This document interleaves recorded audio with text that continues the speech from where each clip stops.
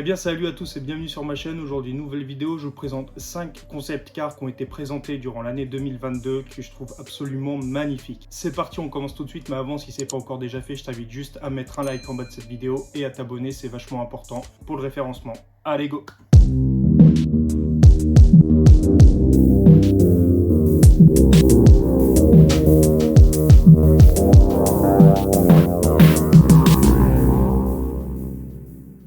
Audi A6 avant e-tron Concept.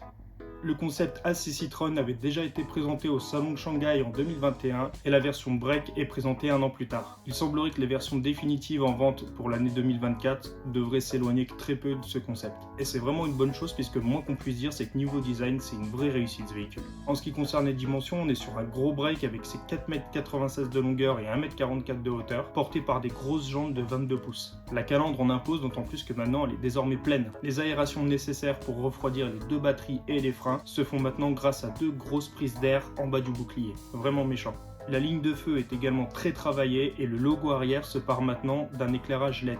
Bon, à noter que les logos lumineux ne permettent pas une homologation route et du coup sur la version définitive il devrait être plus classique. Sur le papier, Audi annonce un temps de charge record avec 300 km d'autonomie gagnée en seulement 10 minutes de charge. Au total, le constructeur annonce une autonomie d'environ 700 km en roulage mixte. Côté perf, le constructeur de chez Volkswagen annonce 476 chevaux pour 800 Nm de couple. Un 0 à 100 en un peu moins de 4 secondes. On est sur deux moteurs électriques, un paressieux pour une finition quattro. DS e-tense, performance. Alors là, on atteint des sommets au niveau de l'esthétisme et de l'agressivité.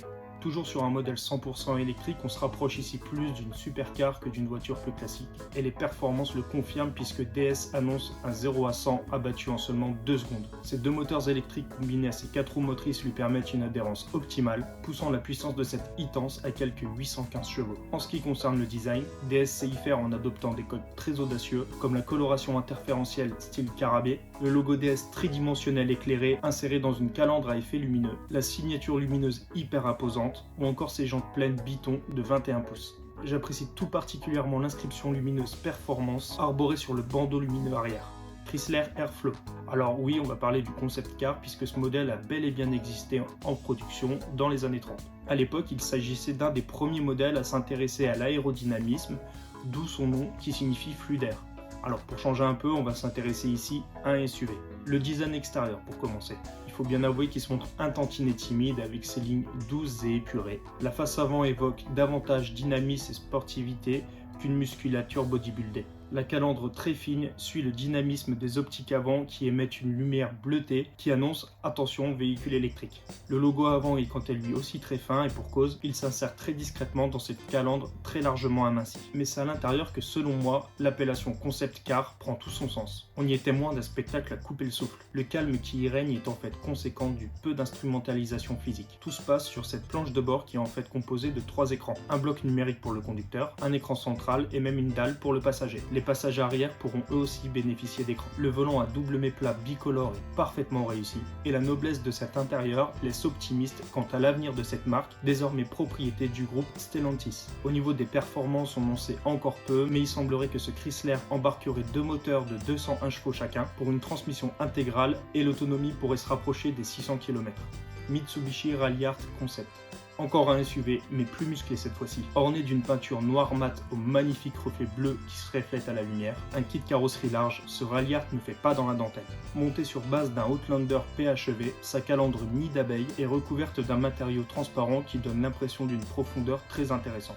Son bouclier avant est très proche du sol et accentue le côté sportif du véhicule. Le diffuseur arrière est également très travaillé et se veut tout sauf sage. Son feu central n'est d'ailleurs pas sans rappeler celui des F1. Au niveau des feux, il reprend les codes actuels avec des optiques très fins à l'avant comme à l'arrière.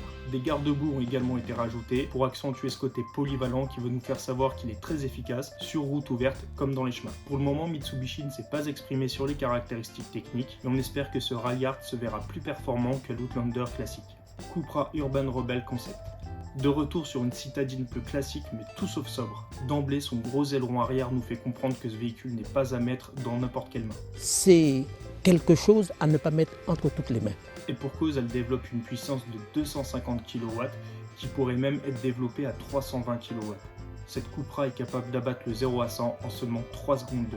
Au niveau design, on a tous les codes des sportifs. Bouclier et lame avant très racés, diffuseur arrière très imposant, optiques fins et agressifs, hauteur de sol très limitée et jantes alu futuriste. Ce véhicule est vraiment une réussite au niveau visuel. La couleur est atypique et vraiment osée puisqu'on est sur une imitation caméléon avec des tons verts et violets en fonction de la lumière.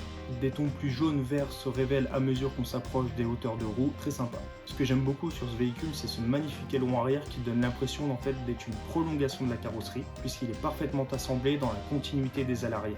Le fait d'avoir ajouté un bandeau lumineux sur cet aileron ajoute une pointe de modernité très intéressante. Un travail titanesque a également été porté aux vitres puisqu'elles sont séparées par des pièces dont la couleur se rapproche très largement de celle du vitrage. Cela donne l'impression d'un seul et même élément, non sans rappeler la visière d'un casque de moto. Et voilà les amis, cette vidéo est maintenant terminée, j'espère que ça vous aura plu, j'espère que ça vous aura fait découvrir des véhicules que vous n'avez peut-être pas encore déjà vus. Si cette vidéo vous a plu, je vous laisse me le faire savoir dans les commentaires et je vous laisse me le faire savoir également en cliquant sur le bouton j'aime et en vous abonnant à la chaîne. Merci d'avance et on se retrouve très vite pour une prochaine. Allez, à plus!